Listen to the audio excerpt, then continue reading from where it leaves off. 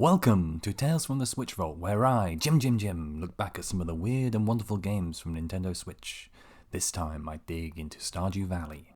Released originally on PC in February 2016 and consoles later that same year, we wouldn't actually see it on Nintendo Switch until October 2017, a full 8 months after the Switch launched. There were also PlayStation Vita, iOS and Android releases that came out in 2018 and 2019. This is the first game from Eric Barone, otherwise known as Concerned Ape, who'd solo developed this title over 4.5 years and basically kickstarted the modern cozy game craze. Stardew is a farming life sim, encouraging the player to redevelop the dilapidated lands that's been left by your grandfather. It's overgrown, full of rocks and sticks that need clearing up. You get welcomed by the mayor and handed some parsnip seeds to get you started. From here, it's totally up to you what to do. Most people kick off with clearing some space and getting planting. It's not just your typical crops, there are unusual seeds to discover as you get deeper into the game. There are also buildings to create later on for animals and their wholesome produce. To pass the time as your crops grow, it's time to explore the town, meeting the locals. Here is where the life sim element is, meeting people, doing tasks for them, and attending the seasonal events. It's cute, and wholly unnecessary for those number go up sickos like myself. Additionally, you have foraging, mining, monster fighting and fishing to really flesh out the wider game. Time is actually the most important early resource, with each day being about 15 real-life minutes long. You have 28 days in a season and 4 seasons per year. Crops are seasonal and most will die going into the next, so planning is crucial, with each having different growing times. Some even produce multiple harvests to maximise output. Tools are required to water and tend the land, which can be upgraded as well. There's a lot to do, but it's introduced gently and there's no real penalty for missing stuff. You can always do it next year. As for the additional tasks, you have the townsfolk interaction, which is a bit weak in my opinion due to its transactional nature. However, the people are still cute nonetheless, with interesting backstories and foibles. Foraging just has you explore the world and gather what you can. It's great in the early game for additional money. Fishing is necessary for the community centre, but can be pretty much good once you get the hang of it. Fishing is necessary for the community centre, but can be pretty good once you get the hang of it. The mines are the real challenge to start with. Plenty of monsters to slay and levels to delve into. You need this for ore, though if you faint you will lose some items, the rest of the day and money as you need to be rescued. It's very much risk and reward. This is my first chance to gush about pixel art in this series, and I absolutely adore it in this game. It's gorgeous, particularly the effects on the water and the sea. People look great, and I really like the customization options for your character at the beginning. Each season the weather changes and the look is drastically different. It's always a delight to come into a new one. The dark oranges of trees in autumn with the leaves swirling around in the wind looks great. Shoutouts to Winter for allowing me to write messages in the snow. UI-wise, the text can be a little small while in handheld mode. This is particularly frustrating if you get the wrong season or grow length for a crop. The menus are pretty intuitive though.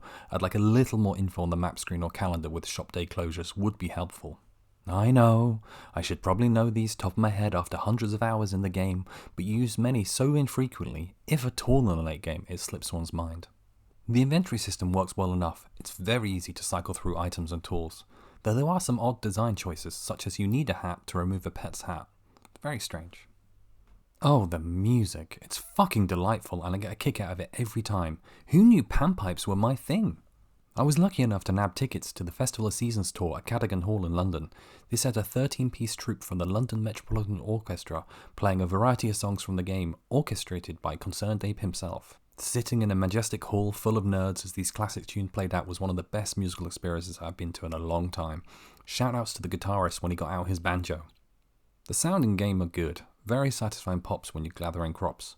It all ties into a laid-back feel of the game. Okay look, I can't get over the music, it's bloody great, let's move on. Stardew has an extremely strong hook. It's one of my favourite loops in any video game. Farm, harvest, sell, all in a snappy game time, apart from the waiting that is. Saying all that, the pressure actually comes from the player themselves. I must confess to my min-maxing industrial scale farming to squeeze every penny possible while I can. The first 3 months have always been for growing, and then winter has been a long wait whilst upgrading as many items as you can. This pause does help with planning, though the addition of new items and winter crops has really helped make this season more interesting in the hook year round. Add in the community centre and its rewards, the greenhouse, there is always a lot to work towards and keeping you going. Maybe it's just me who's got the wrong end of the shovel. I am rushing to get sprinklers out ASAP when Concerned Ape says watering is his favourite part.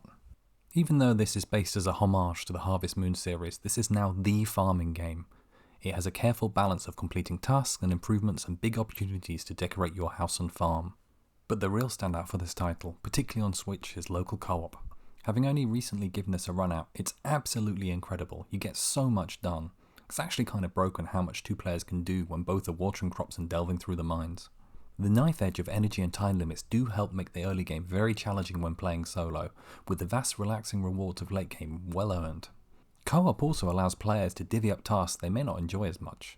Online play works fine, though there's nothing like bickering in person over who gets to pick the last crown rubies this time. They're mine, Root! Considering the game's startling success, there have only ever been free content updates, which I always applaud. Most have been huge, though due to the scale they take a while to come out, arriving on PC first to allow for bug fixing and the like. 1.5 gave us Ginger Island, a whole new area to explore and farm on, alongside a brand new farm and loads of additional items.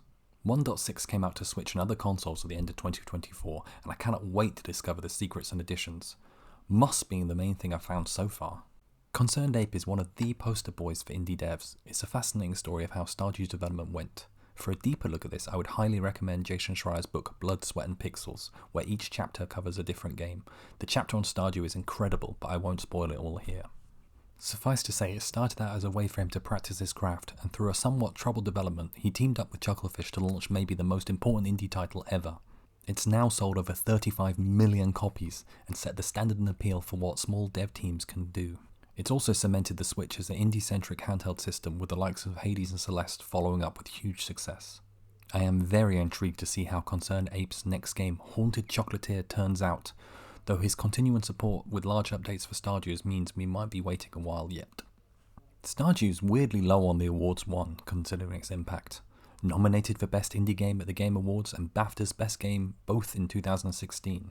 There were wins for Best Independent Game at the Golden Joystick Award and Steam's The World is Grim Enough, Let's Just Get Along, which is pretty quaint in hindsight. It is, however, in my top 5 games ever, for whatever that matters. How do you even put a length on a forever game like this? I am north of 400 hours across 5 saves. It is the one more day game. There's just so much to do, though never in an overwhelming way. You could take or leave any tasks with alternative options to say get iron bars. It's easy to understand and gives you the freedom to prioritise what you want, and has a plethora of options, meaning it could be different things to different people. And if you get bored, you can just start again with a different farm and enjoy that glorious early loop all over again. For all of the updates, there are still some areas to improve. I would really like an easy undo option or protection for destroying your own crops. It's a pain in the arse restarting a day due to accidentally using your axe on a melon. Equipping clothes could be a little bit more intuitive as well. However, these are only minor issues. The broad strokes of this game hit really hard. Bonus points for pets. Its replayability is strong, as each different farm type has its own challenges to keep things interesting. I actually love trying to fit everything in with new configurations. The river farm in particular caused me intrigue and difficulty to fit farm animals in. Look, I fucking adore this game, and I'm astounded every time I fire it up to see what it's become. Farming cozy sims get a bit of a raw deal these days. Sure, there are now so many out there, but I wouldn't let that take away from this modern original. Go play it. Now, if you'll excuse me, I just need to do one more day.